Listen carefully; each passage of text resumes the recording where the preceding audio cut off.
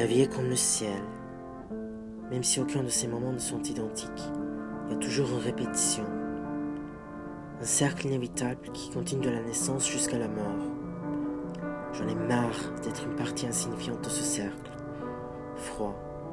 Je n'avais jamais eu tellement froid. D'abord, je regardais la terre, puis le ciel, peut-être pour la dernière fois. De retour à la maison, sur le bateau-mouche, partout, battant leurs ailes comme s'ils battaient le ciel, une centaine d'oiseaux criaient comme s'ils déclaraient leur liberté. J'ai voulu les rejoindre, monter jusqu'au ciel et crier tous mes troubles. Depuis longtemps, je n'arrive plus à faire la différence entre le rêve et la réalité. J'erre entre de grands bâtiments, j'en choisis un et je monte sur son toit. Je regarde au-dessous et je rejoins les pierres du trottoir. C'est comme si je flottais dans l'air au lieu de tomber. Le ciel s'éclaire pour moi, cependant mon corps misérable est encore dans l'obscurité. Je n'avais pas été aussi paisible depuis longtemps. Mes pas se dépêchent vers un futur brillant et un nouveau monde. J'ai peur. Je me réveille.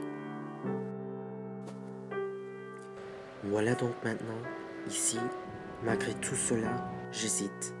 Mais pourquoi ? Je me souviens du dernier jour où j'étais heureux. La voix de ma mère, aussi bien que son corps que j'ai trouvé sur le balcon le lendemain. Je me souviens de ma destruction, mon enfance, mes souvenirs, l'ancien couleur du soleil, mes espoirs qui se sont envolés, les jours qu'on a passés au parc avec ma mère, mes salutations au paradis avec un avion, ma haine, ma rage qui augmentait de plus en plus, mes révoltes, mes renonciations. Je m'en souviens.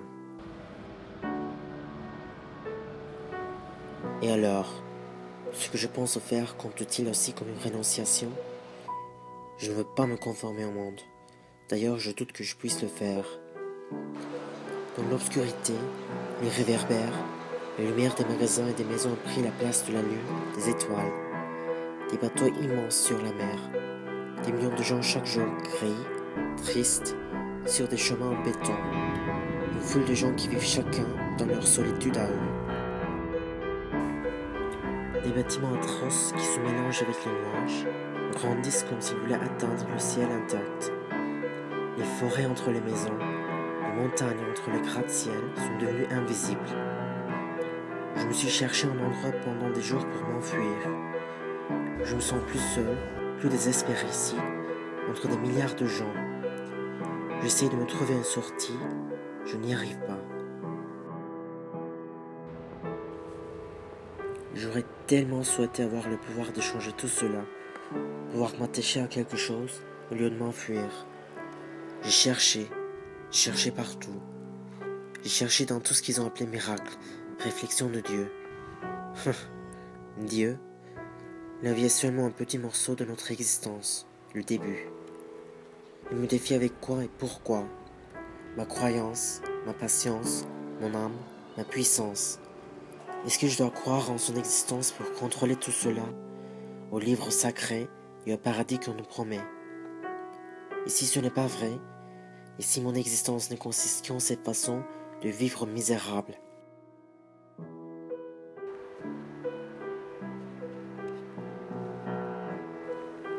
Je me sens souvent comme un insecte qui attend d'être écrasé entre des géants voraces, coincé sous les pieds des gens qui sont bons seulement pour eux-mêmes. Je regarde tout le monde et tout ce qui est autour de moi dessous. Je les vois, mais je ne suis pas vu.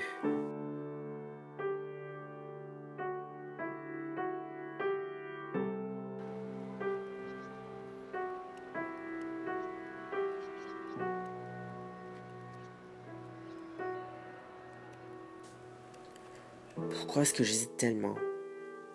Si je sais que rien de bon ne m'attend dans l'avenir, pourquoi choisir de rester vivant? Savoir que je ne connaîtrai plus jamais une nouvelle personne, que je n'irai plus jamais à une fête, que je ne danserai plus jamais, que je ne chanterai plus jamais jusqu'à ce que je perde ma voix, que je n'essayerai plus jamais un nouveau plat, que je ne verrai plus pour la première fois un endroit que je n'ai jamais vu, que je ne courrai plus jamais, que je ne nagerai plus jamais, que je n'aimerai plus jamais, qu'on ne m'aimera plus jamais. Les choses que j'ai faites sans me rendre compte qu'elles étaient mes dernières fois viennent dans mon esprit. Rire, pleurer, dormir, se réveiller, s'embrasser, parler avec quelqu'un, prendre le métro, lire le journal, boire du thé, se laver, se raser. Les visages de mes amis que je ne réveillerai plus jamais viennent devant mes yeux. Des endroits où je ne remettrai pas mes pieds.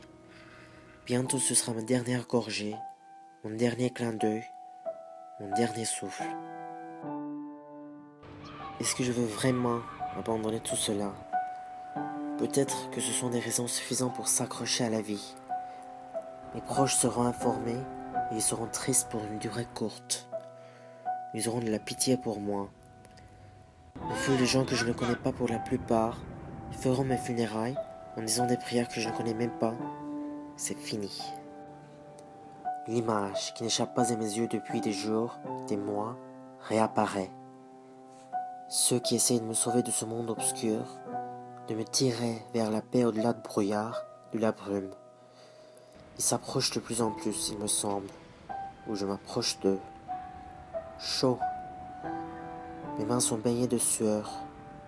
Je prends un souffle profond. Comme d'habitude, je regarde d'abord la terre, puis le ciel, et je ferme les yeux.